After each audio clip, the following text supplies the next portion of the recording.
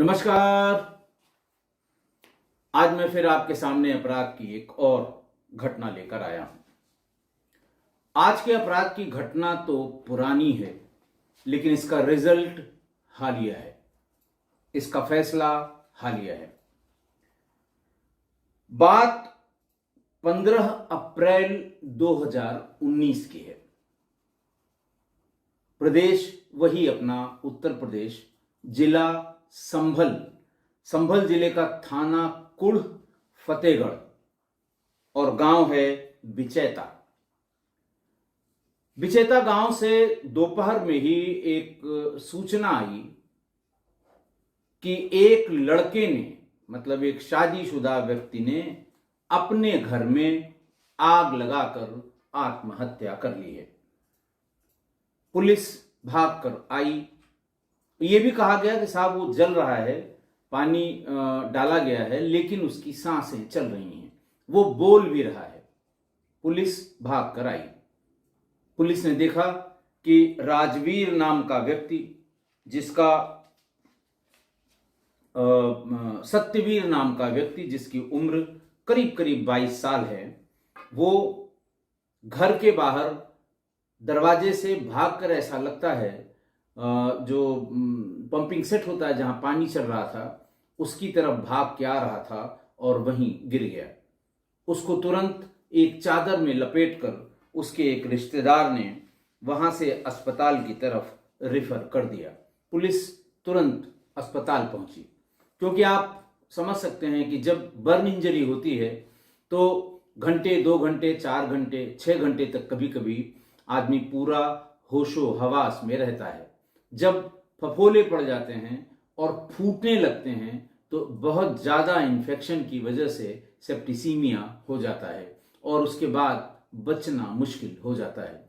कम से कम 50% से अधिक जले हुए स्किन पर, अगर स्किन 60 या 70% जली है तो ये मान के चलते हैं पुलिस के लोग या हम लोग भी अपनी सर्विस में, अगर किसी ने बताया जैसे साहब फला जल गया है, कितने परसेंट, उनका 70, तुरंत कहा जाता है डाइंग डिक्लेरेशन करा लो, क्योंकि इसके बचने की उम्मीद बहुत कम है। और अगर 90%, 95% है तो जितनी जल्दी हो सके उसका डाइंग डिक्लेरेशन मजिस्ट्रेट के सामने कराना होता है। लखनऊ या बड़े शहरों में हर दिन के लिए एक मजिस्ट्रेट जो डीडी लेने के लिए, डाइंग डिक्लेरेशन लेने के लिए उसको नामित किया जाता है। बड़ा शहर है और इस तरह से झुलसे हुए लोग या इस तरह से बहुत ज़्यादा जख्मी लोग, जिनको ऐसा लगता है कि कुछ देर अगर इनका बयान नहीं लिया गया तो फिर कभी बयान नहीं लिया जा पाएगा, तो ऐसे लोगों का डीडी नोट करने के लिए एक मजिस्ट्रेट नामित होते हैं और कंट्रोल रूम को उनका नाम और नंबर बता दिया जाता है। जैसे ही किसी थाने से ये सूचना आती है वो रवाना हो जाते हैं और डाइंग डिक्लेरेशन ले लेते हैं। तो पता ही लगा कि बिचैता गांव में महेंद्र सिंह का घर है। महेंद्र सिंह के 2 बेटे हैं, बड़ा बेटा सत्यवीर और छोटा बेटा हरवीर। सत्यवीर की शादी 2017 में पैगार फातपुर की निवासी भूप सिंह की बेटी प्रेम श्री से हुई थी और इसके बाद नवंबर 2018 में उनको एक बच्ची भी हुई थी। जब मजिस्ट्रेट के सामने बयान हुआ, यानी एक उसका मजिस्ट्रेट के सामने डाइंग डिक्लेरेशन हुआ, मजिस्ट्रेट ने लिया, बहुत से लोग मौजूद थे, डॉक्टर भी थे और पुलिस वाले भी थे, इंस्पेक्टर भी थे कुढ़ फतेहगढ़ के। जो बात उसने बताई वो एकदम चौंकाने वाली थी और तुरंत पुलिस ने उसके पति या उसकी पत्नी प्रेमश्री को गिरफ्तार कर लिया। प्रेमश्री को गिरफ्तार करके थाने पर लाया गया। आप भी ये समझिए कि क्या कहा उसने, सत्यवीर ने, लड़के ने जो जला था, वो उसने क्या कहा। उसने कहा कि पुलिस जब बुरी तरह से झुलसे हुए व्यक्ति का बयान मजिस्ट्रेट के सामने मजिस्ट्रेट ले रहे थे और पुलिस भी मौजूद थी, तो उसने अपने बयान में बताया कि मैं 22 साल का हूं कल मैं अपनी पत्नी को लेकर ससुराल गया था। वहां पर इसके घर वालों ने कहा कि प्रेम श्री मुझे पसंद नहीं करती है और कहती है कि मेरे घर वालों को भी सत्यवीर अच्छा नहीं लगता। सुबह मेरे घर वाले गांव में इनके खेतों पर कटाई चल रही थी, तो मजदूरों को देखने, और जो होता है ना, कभी कभी नुकसान ज़्यादा हो जाता है, कुछ चोरी हो जाती है। कटाई के समय जो फसल के मालिक होते हैं वो मजदूरों को सुपरवाइज करने के लिए खेतों पर मौजूद होते हैं। उस दिन कटाई चल रही थी तो महेंद्र सिंह ने अपने इसी लड़के से, डाइंग डिक्लेरेशन में जो उसने बताया है, सत्यवीर ने उनसे कहा कि पिता ने कहा कि गेहूं की कटाई शुरू हो गई है, हम लोगों को खेत पर चलना चाहिए। सत्यवीर कहता है कि मेरी तबीयत कुछ नासाज सी लग रही थी, कुछ जैसे होता है कि उदासी कह लें, या कुछ ढीली सी लग रही थी। मैंने अपने पिता से कहा कि आप लोग चलिए, अभी थोड़ी देर में मैं आता हूं।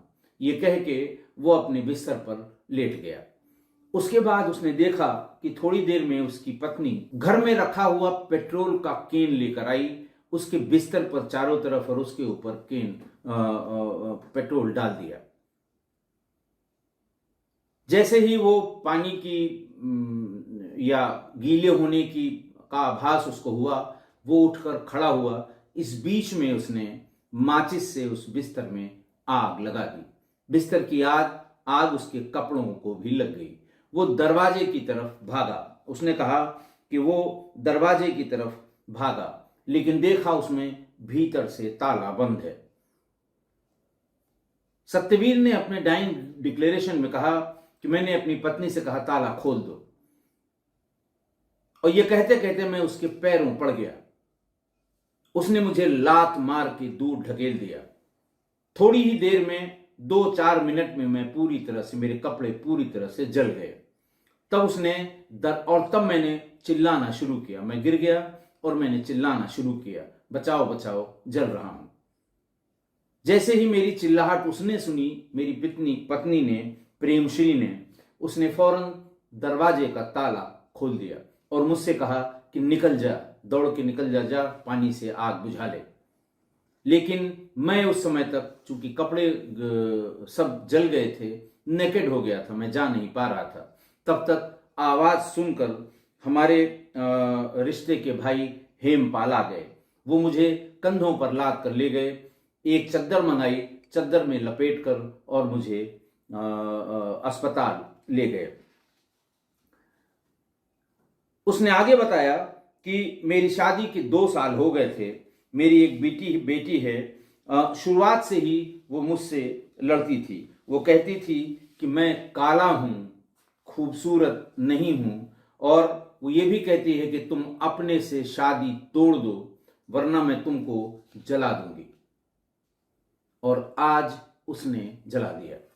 डाइंग डिक्लेरेशन देने के बाद 3 दिन बाद ही सत्यवीर की अस्पताल में मृत्यु हो गई।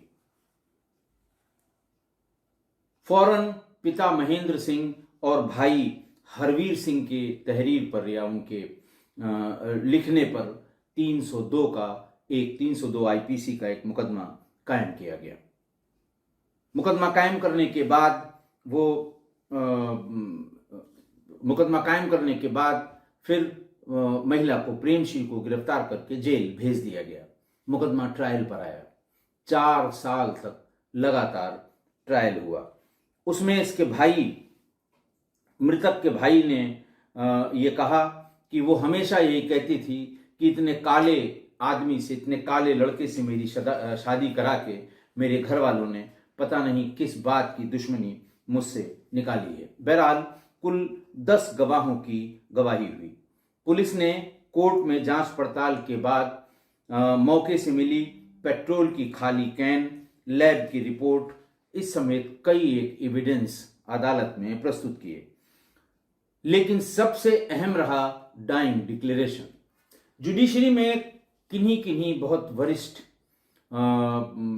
जजेस का या बहुत वरिष्ठ वकीलों का ये मानना है कि डाइंग डिक्लेरेशन के बाद अगर उस व्यक्ति की मृत्यु हो जाती है तो डाइंग डिक्लेरेशन को ही एफआईआर की तरह ट्रीट किया गया। एक honourable chief justice Uttar Pradesh high court के, इलाहाबाद हाई कोर्ट के थे, वो दिल्ली से लखनऊ, चूंकि लखनऊ बेंच में भी उन लोगों को आना होता है, दोनों के ही चीफ जस्टिस होते हैं, मैं रायबरेली में एसपी था, तो वो नाम लेना उचित नहीं है, तो वो सर्किट हाउस में जब रुकते थे तो हम और डीएम कर्टसी कॉल में उनके पास जाते थे। ऐसे ही एक दिन बातचीत में उन्होंने कहा कि भाई तुम्हारी क्या राय है, अगर किसी व्यक्ति ने मरने से पहले अपना एक बयान मजिस्ट्रेट के सामने दिया है तो फिर उसके घर वालों से तहरीर लेने की क्या जरूरत है। उसी डाइंग डिक्लेरेशन को एफआईआर की तरह ट्रीट करके पुलिस को इन्वेस्टिगेशन करनी चाहिए। बात उनकी बिल्कुल सही लगती थी, प्राइमा फेसी बिल्कुल सही बात है कि, और ये मान के चला जाता है कि मरने के पहले आदमी सच ही बोलता है, झूठ बोलने का कोई कारण नहीं होता है। तो बात उनकी अपनी जगह बिल्कुल सही थी, होना भी यही चाहिए। इस संबंध में उन्होंने अपनी तमाम जजमेंट्स में इसका उल्लेख किया है, लेकिन अभी इसका ये प्रयोग में नहीं लाया गया है। हो सकता है जो चेंजेस आईपीसी, सीआरपीसी और एविडेंस एक्ट में हुए हैं उनमें, हालांकि मैंने बहुत ढूंढा, एक उस पर मैंने एपिसोड भी किया था, बहुत ढूंढा, मुझे दिखाई नहीं पड़ा, लेकिन हो सकता है उसमें इसका उल्लेख किया गया हो। मेरा भी ये बिल्कुल स्पष्ट मानना है कि मरने के पहले अगर किसी ने डाइंग डिक्लेरेशन मजिस्ट्रेट के सामने प्रॉपर डाइंग डिक्लेरेशन दिया है तो उसको एफआईआर की तरह ही ट्रीट किया जाना चाहिए और उसी पर विवेचना होनी चाहिए। बहरहाल इस पूरे ट्रायल में उसका डाइंग डिक्लेरेशन ही सबसे अहम दस्तावेज था। हालांकि वहां पर प्रेमश्री के वकीलों ने, यानी पत्नी के वकीलों ने भी तरह तरह से अपनी दलील दी, और दलील आप जानते हैं, बचने के लिए कुछ भी झूठा सच्चा ऊपर नीचे जो भी बोलना होता कि कोर्ट को कंफ्यूज किया जा सके। उनमें से एक बात कही गई कि मेरे पति के नाम खेत और जमीन है, उसका भाई इसे हड़पना चाहता था, इसलिए वह और उसके परिवार ने मुझे इस मामले में फंसा दिया। मैंने अपने पति को मारा नहीं है। उस दिन उनके शरीर में, उनके बिस्तर में आग लग गई थी। मैंने बचाने की कोशिश की और उसमें मैं भी जल गई। हालांकि कोर्ट ने इस बात को माना नहीं और ये कहा गया कि अगर बचाने की कोशिश की होती तो हाथ में जलने के ज्यादा निशान मौजूद होते, जबकि इसकी शरीर में जलने के निशान सिर्फ पैर में मौजूद हैं, हाथों में कहीं भी जलने का कोई निशान नहीं है।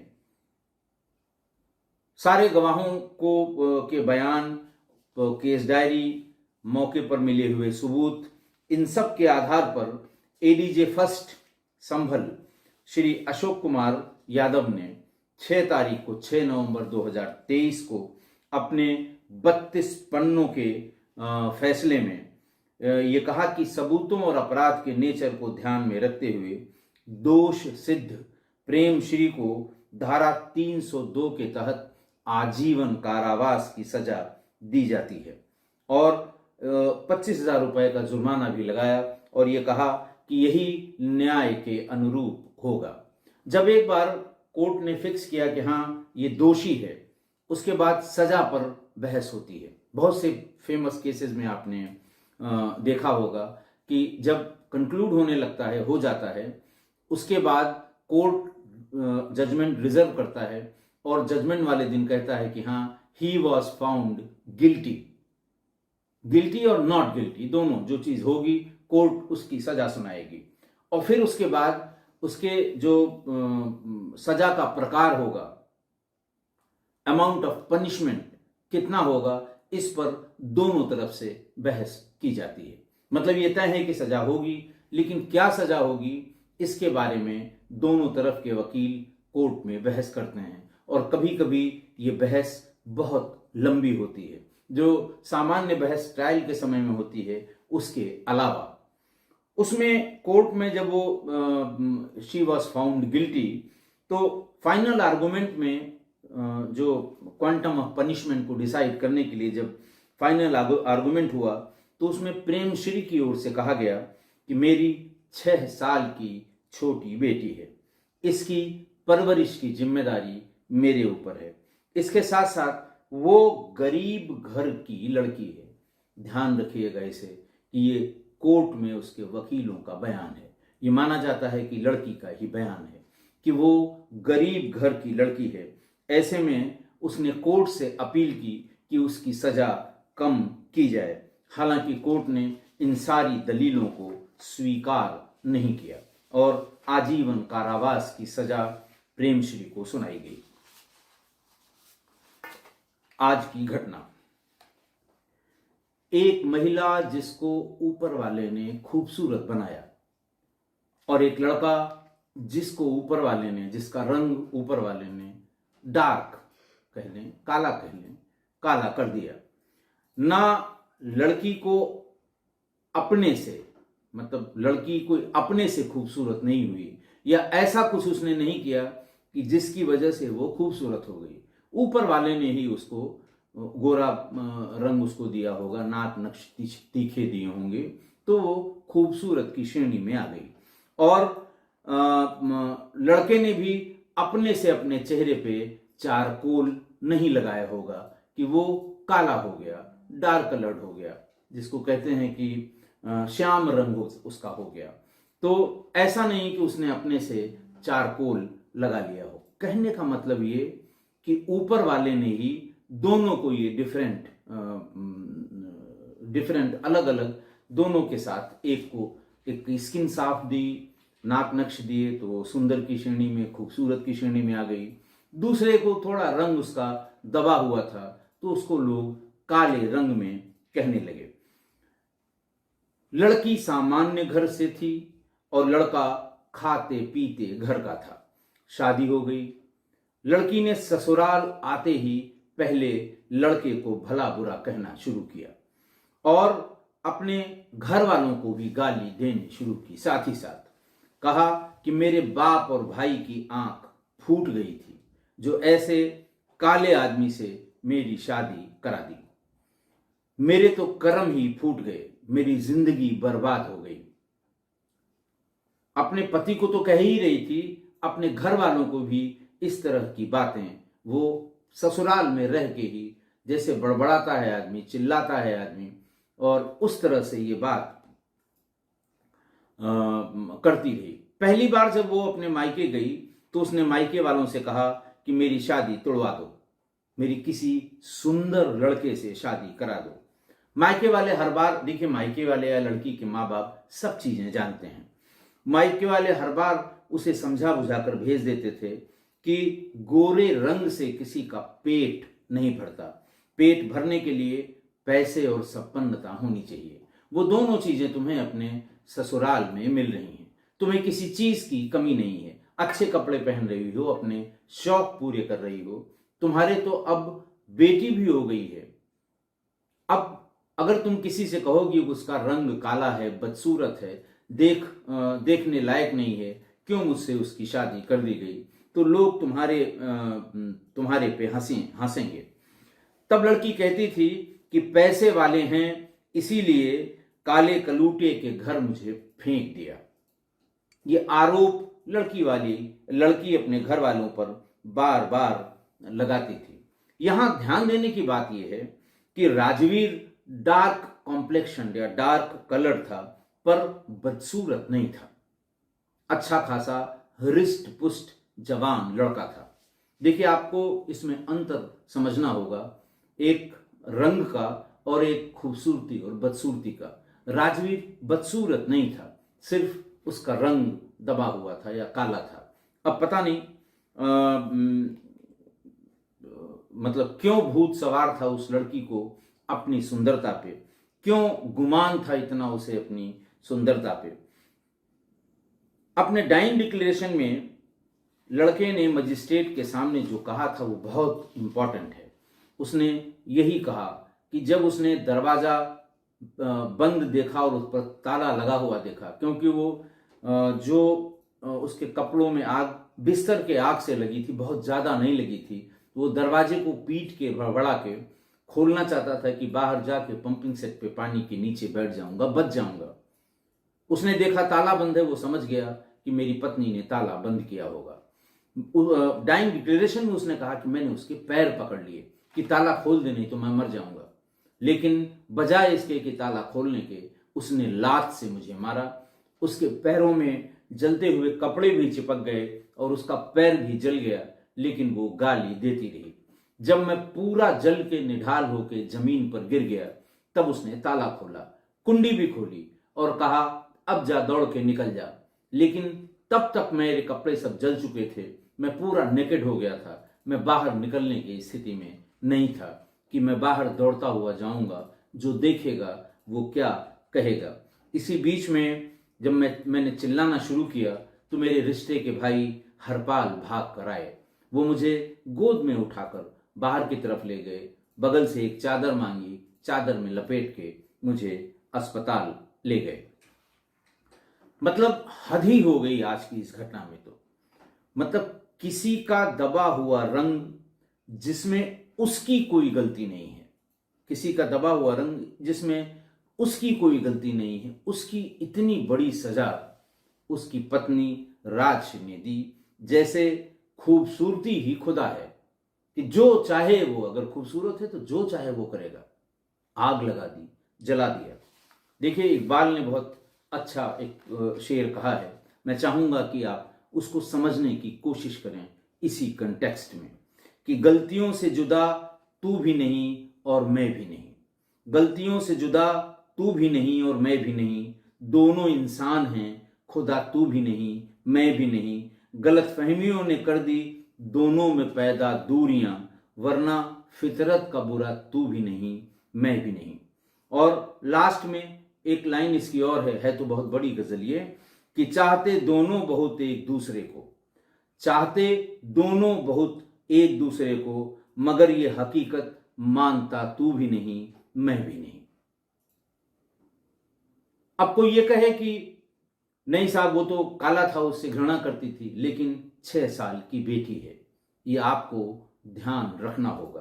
तो इसलिए ये बहुत ही मौजू है ये लाइन कि चाहते दोनों बहुत एक दूसरे को, मगर ये हकीकत मानता तू भी नहीं मैं भी नहीं, अपने अपने रास्तों से दोनों का सफर जारी रहा, एक लम्हे को रुका तू भी नहीं मैं भी नहीं।